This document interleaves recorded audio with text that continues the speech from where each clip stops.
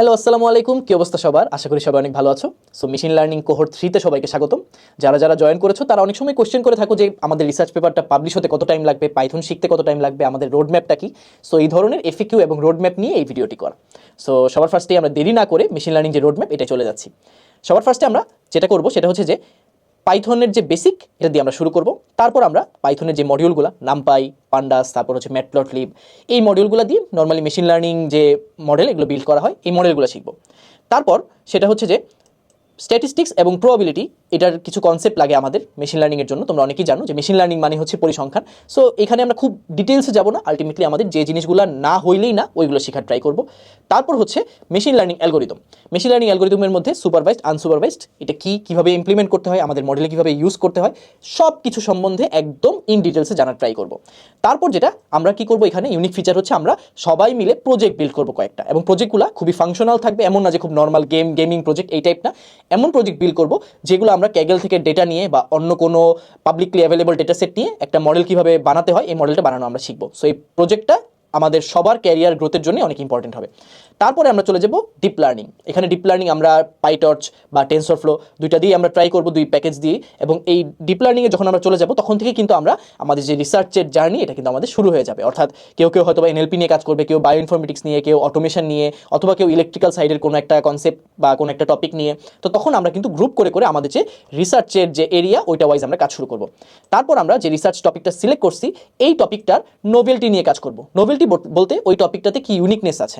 একটা research paper তখনই publish হয় যখন সেটার মধ্যে একটা নোভেলটি থাকে, অর্থাৎ সেটা সব কিছু থেকে আলাদা থাকে, সেটা কোনো মিসিং লিঙ্ককে কানেক্ট করে এক্সিস্টিং রিসার্চের। সো এই জিনিসটা আমরা ফাইন্ড আউট করলেই কিন্তু আমরা রিসার্চ পেপার লেখার কাজটা শুরু করে ফেলতে পারবো।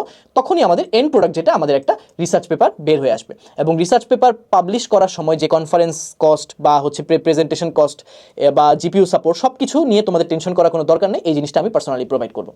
তো এখন আসি যে আমাদের এই যে এখানে টাইম ফ্রেমটা কেমন লাগবে। সো এখানে একটা রাফ টাইম আমরা ধরেছি যে পাইথনের বেসিক শেখাতে আমাদের 3 সপ্তাহের মতো সময় লাগবে, পাইথনের মডিউল শিখতে 1 সপ্তাহের মতো সময় লাগবে, স্ট্যাটিস্টিক্স এবং প্রবাবিলিটি এটা শিখতে 3 সপ্তাহের মতো সময় লাগবে। যে মেশিন লার্নিং অ্যালগোরিদমগুলো আছে, অ্যালগোরিদমের মধ্যে linear regression, logistic regression, support vector machine, random forest, naive bias, তারপর হচ্ছে সাইকিট লার্ন প্যাকেজ। সো এগুলো দিয়ে যখন আমরা ইমপ্লিমেন্ট করবো এটার জন্য আমরা টাইম রাখছি 2 সপ্তাহ। তারপর যে গ্রুপ ওয়াইজ প্রজেক্টের জন্য 1 সপ্তাহ এবং ডিপ লার্নিংয়ের জন্য 2 সপ্তাহ। এই টোটাল 12 সপ্তাহের যে একটা টাইম ফ্রেম, এই টাইম ফ্রেমের মধ্যে আমরা ট্রাই করব এই মেশিন লার্নিং যে আমাদের জার্নি এবং রিসার্চের জার্নি এই জার্নিটা শেষ করার। রাফ টাইম ফ্রেমের কথা বলছি কারণ হচ্ছে যে অনেকের দেখা যাবে যে তারা অলরেডি মেশিন লার্নিং ভালো পারে বা পাইথন ভালো পারে, তারা এখানে রিসার্চের জন্য আসছে। সো তাদের ক্ষেত্রে, তাদের গ্রুপের ক্ষেত্রে এই টাইমটা আরও কম লাগবে। বাট যে একদম বিগিনার, তার কনটেক্সটে এই 12 সপ্তাহের মধ্যে তাকে একদম রিসার্চের হাত পাকাপোক্ত করার চেষ্টা করব এই কোহোর্টে। এখন এই কোহোর্টে কিছু রুলস আমি মেনটেন করি, প্রিভিয়াস 2টা ব্যাচেও আমি এই জিনিসটা কোঅর্ডিনেট করার ট্রাই করছি। রুলস কারণ হচ্ছে যে আমাদের লাইফে আমরা কি কাজ শিখতেছি এটার চেয়ে ইম্পর্টেন্ট হচ্ছে আমরা লাইফে ডিসিপ্লিন কতটুকু, আমাদের লাইফে ফোকাস কতটুকু। সো এটার জন্য আমি কিছু রুলস মেনটেন করি। সেটা হচ্ছে যে প্রতিদিন রাতে 10:30টার আগে যে স্ল্যাকে আপনাদেরকে ইনভাইট করা হয়েছে ওই স্ল্যাকে আপনারা আপডেট দিবেন। যদি কোনো কাজ নাও হয়ে থাকে সেই দিনে আপডেট দিবেন যে কোনো কাজ করি নাই। এটা হচ্ছে ফার্স্ট কথা, স্ল্যাকে আপডেট দেওয়া লাগবে। যখন আপনার কোনো একটা কাজের প্রতি আপডেট দিবেন তখন আপনার অ্যাকাউন্টেবিলিটি থাকবে, তখন ওই কাজটা কিন্তু আপনার আরও বেটার হবে বা আউটপুটটা আরও বেটার আসবে, আপনার নিজের মধ্যে একটা ড্রাইভ থাকবে। তারপর প্রতিটা টিমে একজন করে টিম লিড সিলেক্ট করে দেওয়া হবে। সেই টিম লিড করবে কি, এই যে ডেডলাইনগুলো, যে কোন প্রজেক্টের কাজ চলতেছে বা কোন সপ্তাহের কাজ চলতেছে, কি কি করা হচ্ছে, এটার একটা যে কোঅর্ডিনেশন, এই কোঅর্ডিনেশনের কাজটা করবে। তারপর হচ্ছে প্রতিটা উইকে আমরা কি কি কাজ করব এটা আগে থেকে অ্যানাউন্স করা হবে এবং এটাই স্ট্রিক্টলি ফলো করা হবে। তারপর আরেকটা জিনিস যেটা আমি পার্সোনালি হেট করি সেটা হচ্ছে যে মিটিং। এখানে কোনো আননেসেসারি মিটিং করা হবে না, কারণ এটা আমার কাছে মনে খুবই আনপ্রোডাক্টিভ। যে মিটিংগুলো না করলেই না ওইগুলো করা হবে। আর আরেকটা জিনিস সেটা হচ্ছে যে যারা এই কোহোর্টে জয়েন করছেন, সো অনেকেরই গিটহাব লিঙ্কডইন আছে, বাট যাদের নাই তাদের জন্য এটা হচ্ছে ফরজে আইন। তারা গিটহাব এবং লিঙ্কডইন এই 2টা আইডি তাদের থাকতেই হবে মাস্ট। এবং এটা আমি 1 সপ্তাহ পরে তাদেরকে এই গিটহাব এবং যে লিঙ্কডইন এই 2টার লিঙ্ক আমরা কিন্তু তাদের কাছ থেকে নিব একটা এক্সেল শিটের মাধ্যমে।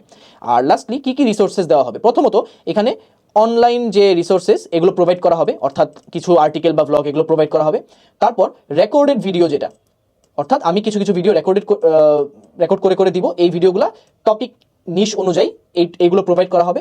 তারপর যেটা প্রোভাইড করা হবে সেটা হচ্ছে যে আপনার কোনো আমার হ্যান্ড রিটেন কোনো চিট শিট, যেটা দিয়ে আপনারা ইজিলি পরবর্তীতে যখন নিজেরা মডেল বিল্ডের কাজ করবেন এই কোহর্স শেষ হয়ে যাওয়ার পরে, তখন এটা যাতে ইউজ করতে পারেন। আর আরেকটা জিনিস সেটা হচ্ছে যে এক্সট্রা যে অনলাইন ভিডিও রিসোর্সেস, অর্থাৎ যে ভিডিওগুলো দেখলে আপনাদের কনসেপ্ট আরো ক্লিয়ার হবে। ইন্টারনেটে অলরেডি অনেক ভালো ভালো ভিডিও আছে, যে ভিডিওগুলো আমি আমার লার্নিং টাইমে ফলো করছি বা আমার এক্সপিরিয়েন্স থেকে এই ভিডিওগুলো আপনাদের সাথে শেয়ার করবো। সো এইটাই ইন শর্ট অ্যাবাউট কোহর্ট যে রুলস এবং আমাদের রুটম্যাপ। আর আরেকটা জিনিস সেটা হচ্ছে যে এই কোহর্ট শেষ হওয়ার পরে আপনাদের এরকম না যে খালি হাতে পাঠিয়ে দেওয়া হবে। সো আপনারা একে তো এক্সপিরিয়েন্স গেইন করে যাচ্ছেন, একটা মডেল কিভাবে বিল্ড করতে হয় বা ডিপ্লয় করতে হয় এটার আপনার একটা নলেজ হয়ে যাবে।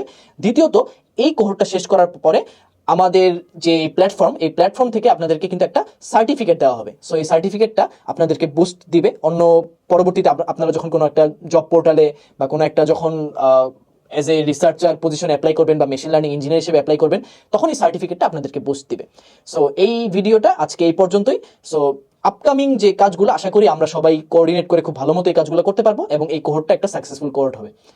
In short, that's all for now. See you with the next video.